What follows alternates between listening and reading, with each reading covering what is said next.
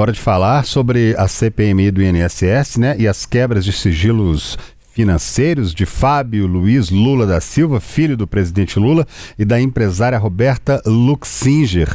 O ministro Flávio Dino, do STF, determinou que, se algum dado sigiloso já tiver chegado ao Senado, deve ficar guardado, sem acesso público, até que o plenário do STF se manifeste sobre o tema. E mesmo assim, o ministro abriu espaço para que a CPMI refaça a votação, desde que analise cada pedido separadamente, com debate e fundamentação específica. Na prática, ele freia ali ações da comissão neste momento, mas não interrompe definitivamente as investigações. A empresária Roberta Luxinger é apontada nas investigações como uma figura central em negócios que ligariam o lobista Antônio Carlos Camilo Antunes, o chamado careca do INSS, ao entorno de Lulinha. Segundo relatórios da Polícia Federal, ela teria recebido pagamentos de empresas suspeitas de operar esquemas com benefícios do INSS relacionados, inclusive, à venda de produtos à base de cannabis medicinal. A defesa do outro lado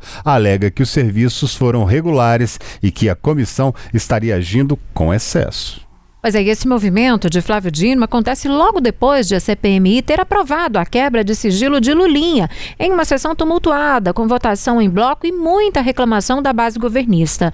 A oposição afirma que o filho do presidente seria um sócio oculto do careca do INSS e cita mensagens e indícios de uma possível mensalidade de R$300 mil.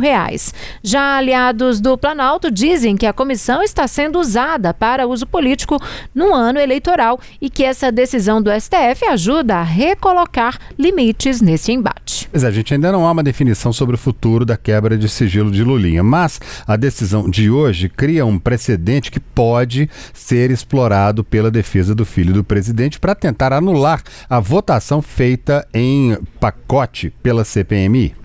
O presidente da CPMI do INSS, o senador mineiro Carlos Viana, informou que recebeu com consternação e a determinação do ministro Flávio Dino de suspender a quebra de sigilo de Lulinha.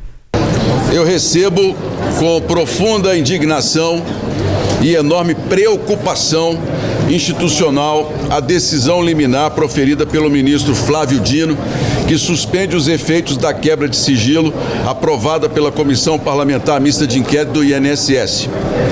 Essa decisão ocorre após o presidente do Congresso Nacional, Davi Alcolumbre, ter analisado formalmente os questionamentos levantados e concluído de forma expressa que a votação realizada na CPMI respeitou integralmente o regimento e a Constituição brasileira. Ainda assim, a investigação que busca esclarecer uma das mais graves fraudes já cometidas contra aposentados e pensionistas e idosos do Brasil sofre agora mais uma interrupção. Estamos falando de brasileiros que trabalharam uma vida inteira e que olham para o Congresso Nacional com a esperança de que essa investigação leve os culpados a serem punidos. Homens e mulheres que contribuíram durante décadas acreditando que o Estado estaria ao seu lado na velhice. Viúvas que dependem de uma pensão para sobreviver. Idosos que precisam daquele benefício para comprar remédios. Brasileiros que confiaram no sistema e agora descobrem que foram vítimas de um esquema que desviou recursos justamente daqueles que mais precisam. Há também um fato grave que precisa ser registrado. Até este momento, a CPMI não foi oficialmente comunicada ou notificada da decisão do ministro. Outro ponto também precisa ser esclarecido. A comissão apenas exerceu o dever constitucional de autorizar medidas investigativas, como fazem CPIs do Congresso Nacional há décadas. Investigar não é condenar. Investigar é buscar a verdade. Será que agora, porque estamos muito próximos de núcleos de poder, de revelar ao país grandes influências políticas que levaram a sustentar todo esse esquema de roubo na Previdência brasileira? Será que é por isso que nós estamos nessa tentativa de impedir, atrapalhar e atrasar os trabalhos da CPMI? É uma pergunta que eu deixo aqui em nome do povo brasileiro. Enquanto isso, né, Lulandinho, o caso segue tensionando as relações entre governo, oposição e a Suprema Corte do nosso país e coloca a atuação da comissão no centro do debate sobre os limites das investigações parlamentares, né, Lu?